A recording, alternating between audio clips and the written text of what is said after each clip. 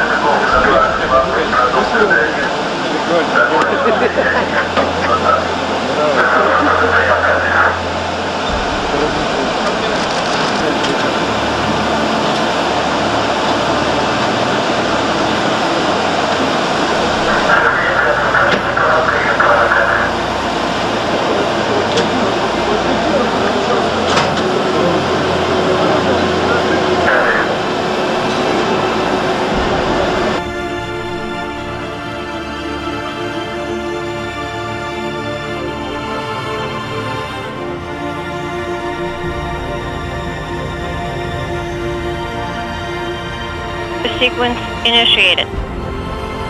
T-minus 15 seconds and counting. T-minus 10, 9, 8, 7, 6, 5, 4, 3, 2, 1. Turbopump at light speed. Liftoff. Liftoff of the Soyuz TMA-05M carrying Sonny Williams, Yuri Malenchenko, and Aki Hoshide on a 2-day journey to the International Space Station. All of their launcher parameters are nominal.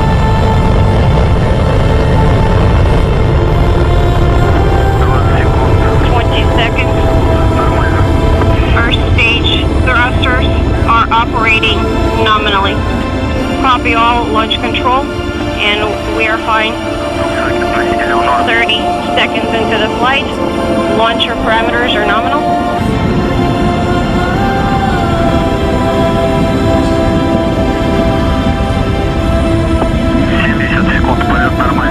Seconds into the flight, everything's nominal. Copy. 230 seconds into the flight, vehicle is stable. Copy. Everything's nominal on board. Of the Zarya module of the International Space Station on the STS-132 mission of Atlantis.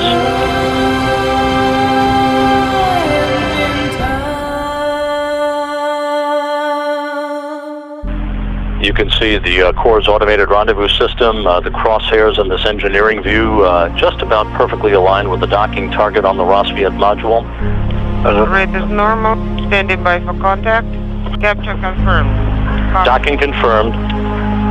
Docking confirmed at 11:51 p.m. Central Time, 12:51 a.m. Eastern Time over northeast Kazakhstan.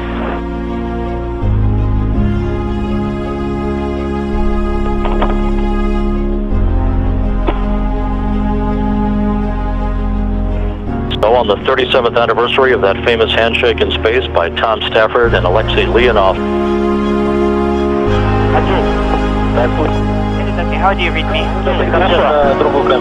Okay, let me know when to switch to another cabin. And there is the hatch opening.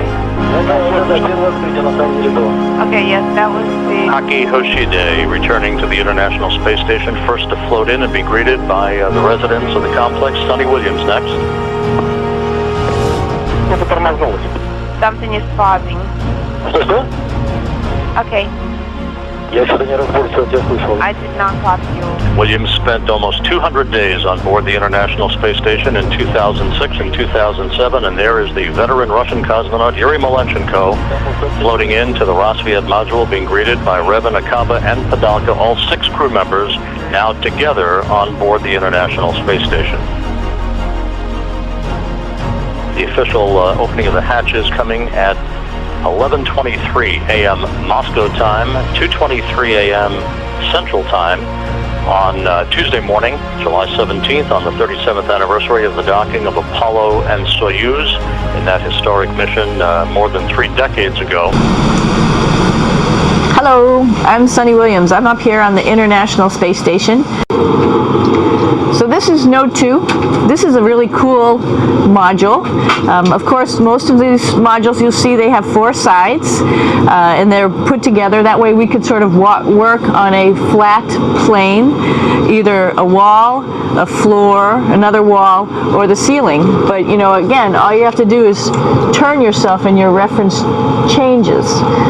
The reason I'm bringing that up is because this is where 4 out of 6 of us sleep. And so people always ask about sleeping in space. Do you lie down? Are you in a bed? Not really, because it doesn't matter. You don't really have the sensation of lying down. You just sit in your sleeping bag.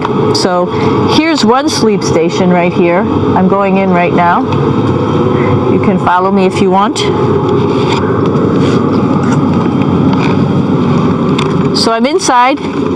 It's sort of like a little phone booth, but it's pretty comfy. I've got a sleeping bag right here that we sleep in, so we don't have sort of like a little bit of a cover. We don't fly all over the place.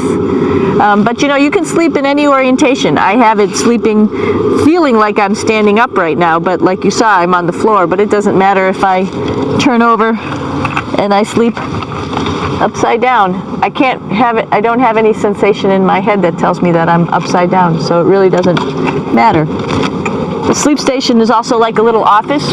We've got a computer in here. As you can see, we've got a couple little toys. I've got some books. I've got some clothes and other things that make it sort of like home. I'm coming out. And just for reference, that's one sleep station. This one's another, right here. There's one on the ceiling, if you want to call it, right here.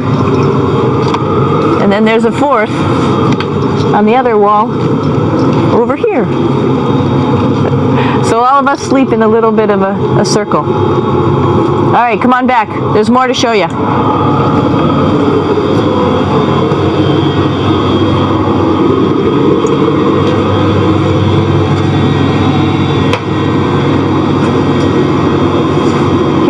In the U.S. laboratory. Again, this is a laboratory with science experience on all of the walls here, all sorts of stuff that we do. And one of the things we also do is we exercise. We have some exercise equipment on board the space station. We need to do that because we lose bone density and muscle mass while we're up here, and that's a result of not having to fight against gravity. So how we keep ourselves in shape are with a bike, a treadmill, and a weightlifting machine. This is the bike. You notice the clip pedals. So all you need to do is actually clip your feet in, and then you can start pedaling.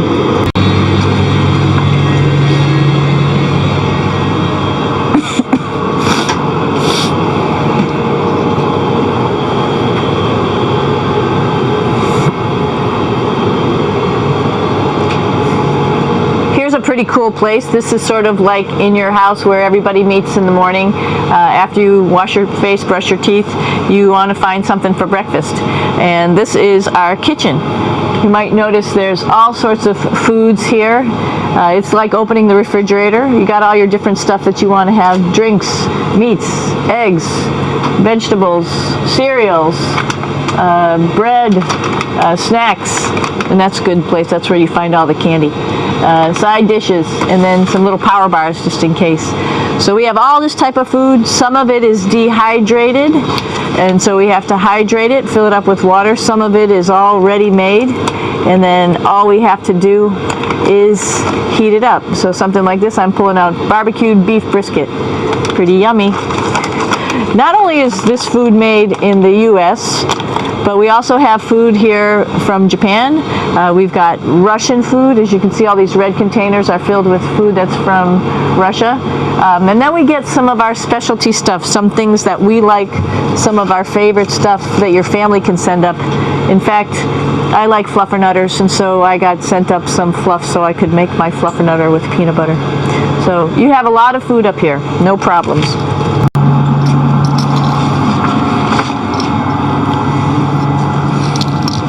It's like a glass-bottom boat. This is the cupola. It sticks down below the space station. It's one of those places you find yourself hanging out in all the time because all you want to do is look back at our planet. I think some questions I had were about what do you do in your free time, and you can't help but want to just come to the cupola and look outside as much as you can. And a lot of folks, I play this game with myself about where we're flying over the Earth. Try to come in here and just guess. After being here for a little while, you can sort of figure it out. You can tell different cloud types over different continents. You can tell different soil types over different continents. So let's see. And then, of course, there's a lot of ocean. So usually we're over the ocean at first glance. I will tell you in just a moment where we are.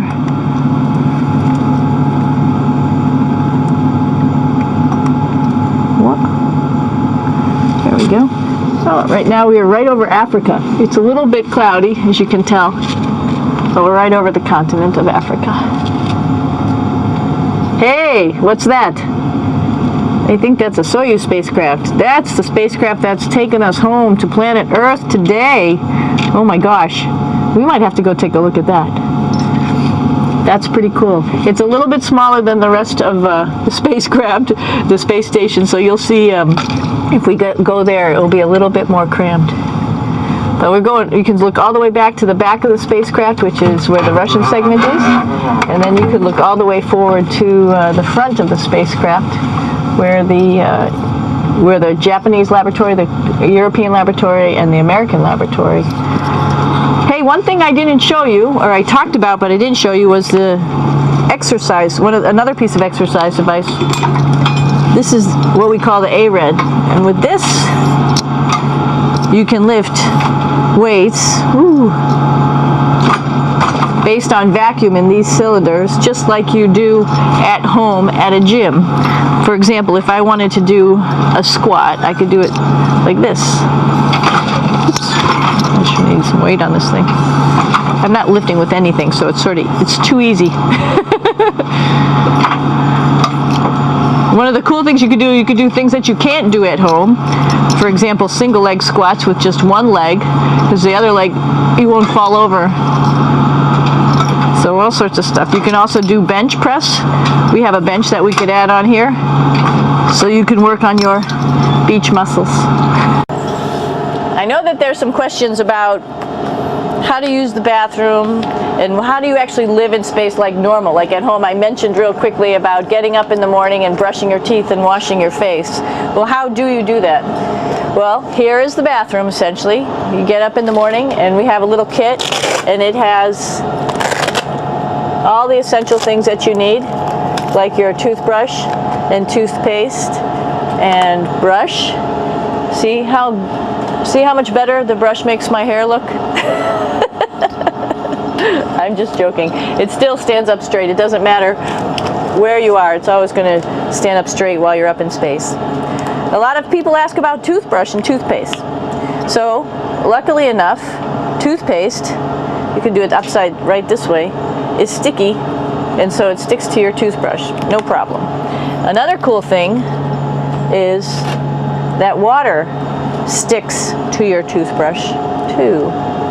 If you can see it, I'll have some water come out. The water is pretty neat up in space. It'll stick to your toothbrush and it will make a big bubble, and that's just by surface tension. And then you can drink it. So a lot of people ask about what do you do with the toothpaste after you brush your teeth.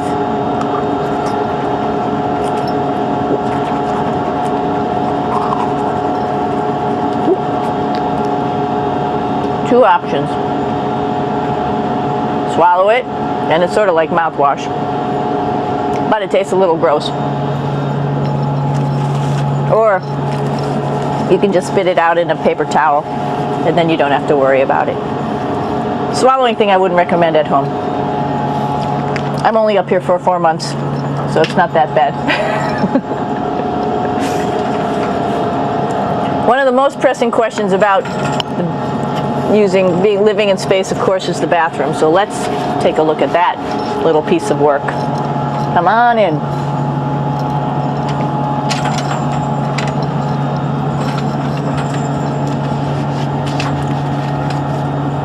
Here we are at the throne. This is awesome. You might see the little, you might have noticed the little moon on the outside. This is our orbital outhouse right here.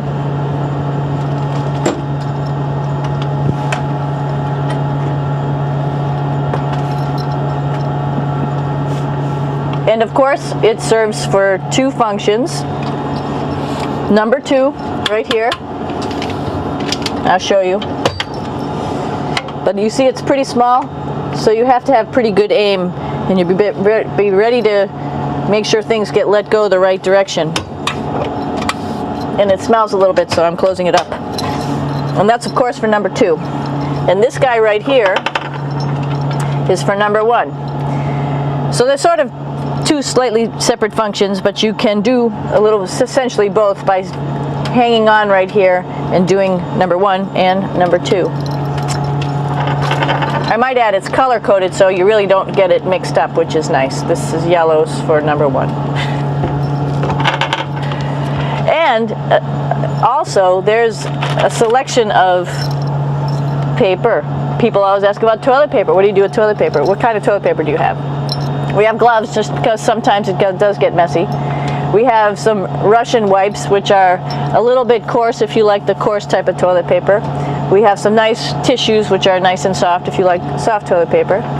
We have Huggies, just for any cleanup. You know, we were all babies once, and this sort of helps. And then if things get really out of control, we have disinfectant wipes, just to make sure we clean up here. Because, you know, just like the water I showed you, the number 1 stuff can sort of go all over the place if you don't aim correctly. And did I mention both of these have a little bit of suction, so they should keep things going in the right direction. But like I said, sometimes things get a little out of control if you are out of control yourself flying around. So we have lots of protective stuff. And of course, you do have your privacy. There's a little door. From the Rassvet module to the Soyuz spacecraft, now saying farewell. Aki Hoshide, who has spent 4 months on board there, is Sonny Williams.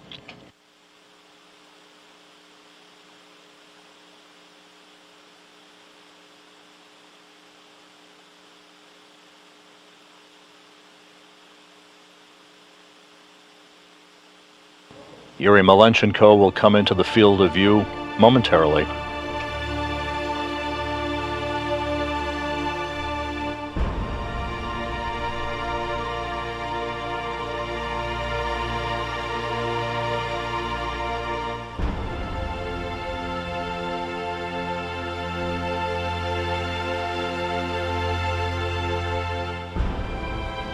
Hugs and handshakes as Malenchenko says goodbye to his Russian colleagues.